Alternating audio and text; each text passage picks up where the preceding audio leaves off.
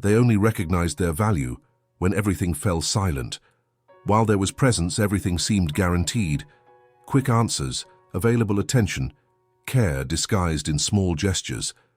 But this became background noise.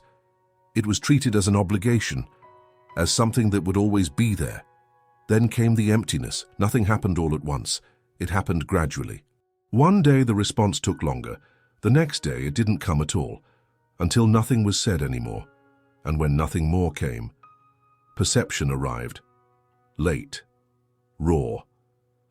That's when they realized how much that presence supported everything. It was the one holding the affection. It was the one keeping the conversation alive. It was the one creating the bond. Now, only traces remain. Empty notifications. A history of conversations that no longer make sense. Screenshots that save nothing anymore. Silence is not absence. It's a consequence. It's what's left when care is ignored. Those who once held on, let go. Those who insisted, got tired. And when they got tired, they didn't say a word. They just stopped. And what was certainty turned into lack. And what seemed little became irreplaceable. But realizing it now doesn't change what's already happened. It doesn't reconstruct what collapsed due to emotional neglect. All that's left is the echo. We don't value what's present until the absence becomes impossible to ignore. Have you realized this? Because now everything is quiet, everything has stopped. The messages no longer come. The voice notes have disappeared.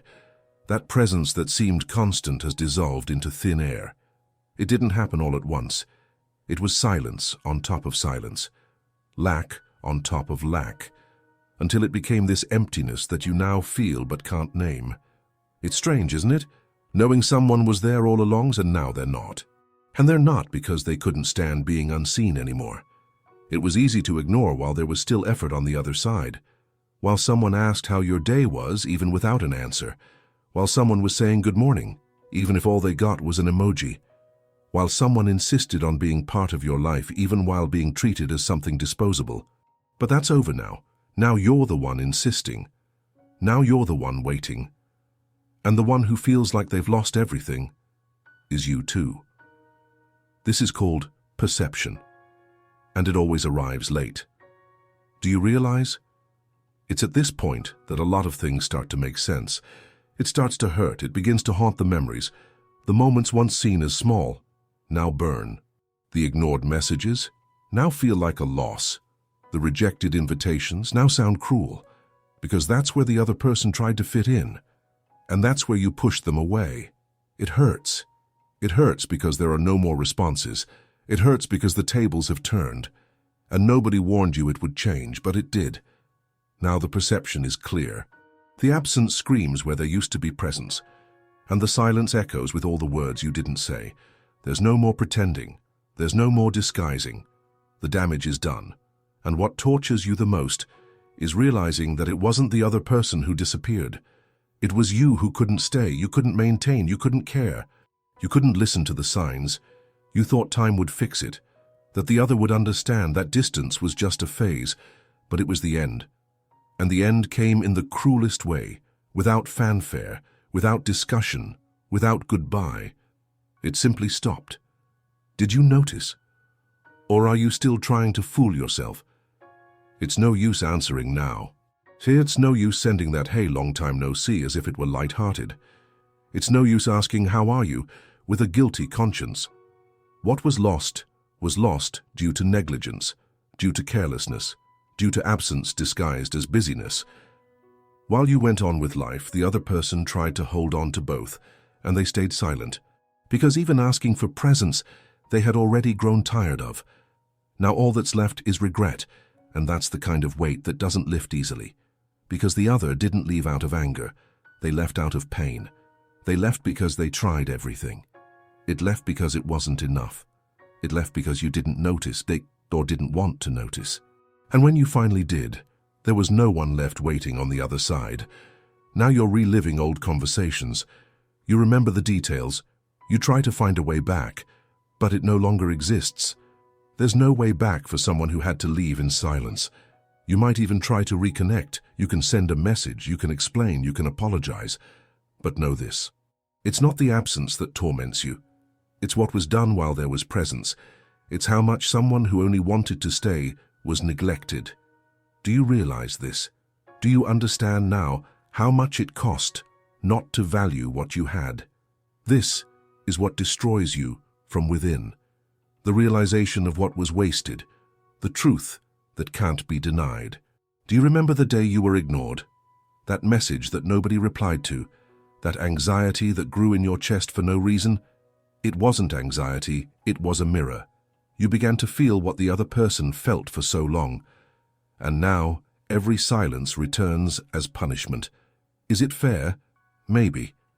But emotional justice rarely brings comfort. It only teaches. And sometimes it teaches when there's no more time to learn. This is what you're experiencing now. A bitter lesson. A realization that comes after destruction. A pain that can't be cured with good memories, because memories are now reminders of what wasn't done, of what could have been. If this resonates with you, comment here. I needed to hear this. There's no room for pity, nor for victimhood. What remains is maturity to recognize what is lost through neglect doesn't return through regret. And the absence that consumes you today is the exact reflection of the absence you created. Have you gone through this? Tell me in the comments. It hurts, doesn't it? But it continues. It will hurt more. Because silence is not the end. It's the mirror. It's where you see everything you pretended not to notice, everything you let slip through your fingers, thinking it was eternal. But it wasn't. Because what is eternal, it's not to be treated like it's disposable. And what was treated this way doesn't stay. Now everything that comes is a memory, but not the good ones that warm your heart. They are the heavy ones, the ones that come without warning in the middle of the night, or when the routine slows down, or when the phone vibrates. And it's not the person you wanted. The mind tries to move on, but the body knows, because when someone leaves, they take a part of you, and what's left isn't whole. That's why certain absences hurt so much, because the physical absence is small, compared to the emotional absence that remains inside. Do you remember the way that person said your name, the way they listened to you, even when you said nothing? Do you remember? Or are you now trying to force your memory to fill that void? That's what the mind does when it realizes the damage. It tries to rebuild what wasn't cared for, but what wasn't cared for dies. And sometimes it dies within someone who is still alive, who still breathes, but has decided never to return. That haunts, because on the outside, everything remains the same. But on the inside, it's as if nothing makes sense anymore. Food tastes like absence. Songs cut deep. The streets remind you. And anyone who arrives seems wrong, because the body misses what the heart no longer has. And that can't be resolved with time, nor with distraction, much less with new promises. Because what was lost there wasn't just the relationship. It was the place where you felt whole, even without realizing it. And when you did realize, you were no longer welcome there. That's cruel, but it's the truth. And if it's not faced now, it will keep coming back. In other names, other faces, other attempts, all failures, because no substitution will erase what was wasted due to a lack of presence. You know this, you feel this. And even without knowing how to move forward, you also know there's no turning back, and that's where the true pain begins. It's not just losing someone. It's realizing that you were the one who pushed them away, little by little, with silences, with absences, with disguised disdain disguised as fatigue. Now it's no use justifying, saying you were going through a lot, or that you didn't know how to show it, or that you didn't realize you were hurting. The pain has already been inflicted. The damage has already been felt. And those who felt it learned. They learned that love is not persistence. They learned that affection is not something to beg for. They learned that presence is not charity. It is a choice. And those who didn't choose to be there do not deserve a return. They may try to redeem themselves, they may even change, but those who bled in silence never forget who the blade was. This is the mark you now carry, and no one will see it. But it will eat away at you, because there is no greater punishment than realizing the value when it can no longer be touched. Do you understand this now? Or will you still try to pretend it's just a phase? It's not a phase, it's a consequence, and it doesn't give discounts to those who treated the essential as ordinary. That's why your heart aches. That's why the days don't flow. That's why even surrounded by people you feel alone. Because it's not loneliness, it's unresolved longing. It's the absence of something that was yours, but you let slip away. And now, nothing fills the void, not distractions, not empty responses, not fleeting encounters, because what's missing is not physical presence. It's soul. It's reciprocity. It's what made sense without effort. But it is no longer here, because those who felt chose to stop feeling for two. And that's why you feel so much now, because only when the other is gone did you begin to realize that you no longer knew how to live without them. Absence has many names. Some are gentle, like a memory that rises softly. Others cut like a forgotten knife through time. Lack, longing, void, silence, weight. Each one of them speaks, even without a voice. Each one of them points to the same place, the moment when everything could have been different. But it wasn't. You feel this in the little things. At the time when you used to receive the message, in the way the phone seems silent, even while receiving other notifications. It's the whole body trying to adapt to the absence that the soul refuses to accept. And the mind screams. It questions where it lost it, on what day, in what phrase, in what action. It tries to reconstruct the steps like someone going back to find a forgotten key. But there's no key anymore. The door has been locked from the inside, and whoever left threw the key deep into their own heart, where you no longer have access. Now all that's left is regret, swallowed in silence. It's the futile attempt to fill the empty spaces with new people who will never have the same scent, the same laughter, the same devotion, because what is lost like this cannot be replaced. It is carried, and to carry is different from overcoming. Carrying is waking up with the name in your head, is dreaming and waking up in a cold sweat, is hearing a song and having to change the station because you can't stand the reminder. To overcome would mean forgetting, and forgetting is no longer an option, because perception has arrived, and perception is cruel. It tears apart certainties. It rubs in your face every time you could have chosen to stay, but chose to postpone. Now perception is your only companion, loyal, bitter, unyielding. It accompanies you at breakfast, on the bus ride, in stop-and-go traffic, in the long shower where no one sees you give in. Perception says, it was love and you didn't see it. It was care and you dismissed it. It was presence and you wasted it. There's no point in arguing with her anymore. There's no point in justifying, because perception is deaf to excuses. It only understands facts, and the facts are clear.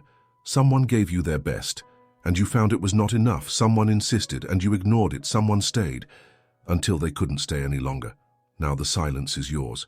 Every notification that isn't from that person, every encounter that isn't that good, every hug that doesn't warm, all of this is the echo of what you lost, and it will continue to echo. Because absence doesn't ask for permission to remain. It settles in, silent, everlasting, unyielding. How many times have you looked at your phone waiting for something that never came? How many times have you thought about sending a message but held back? Is it fear of emptiness, or is it fear of the response that won't come? Is it fear of hearing what you already know deep down? That you're no longer welcome, that time has passed, that the feeling has died, tired of waiting for reciprocity. This is the wound you're now trying to hide. But it's exposed, and it throbs with each frustrating attempt to move on. Do you realize this? Or do you still want to believe it was just bad luck? Bad luck is losing without guilt.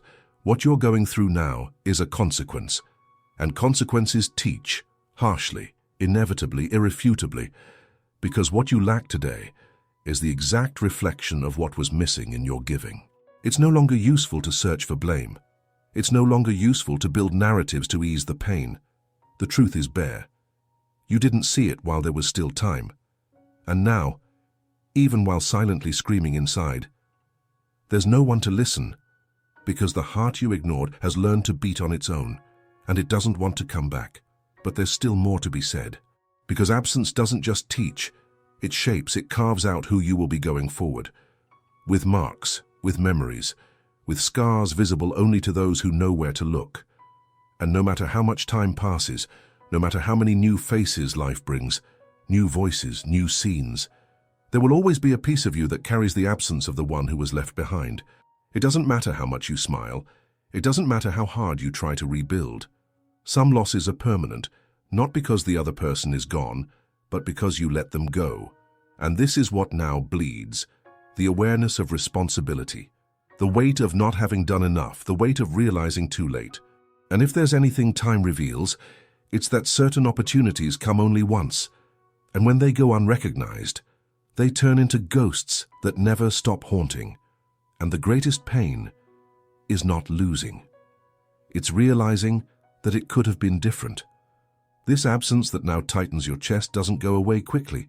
It doesn't vanish with distractions. It doesn't evaporate with new attempts. Because it's not about the absence of the other person. It's about the absence that remains inside you, of what you couldn't protect, of what you ignored while it was still alive. And now, what pulses is the emptiness. If this message resonated with you, if it made you realize something that was dormant, don't keep it to yourself. Share it with someone who also needs to feel this. Sometimes the person you save is the one who can still save what you've already lost. Give it a like if this spoke to your soul. Subscribe here to receive messages that no one has the courage to say. Comment below, what has been the absence that taught you the most? Don't ignore this call. What you feel today could be the beginning of a new awareness, or just another absence that you'll carry. The choice this time is still yours.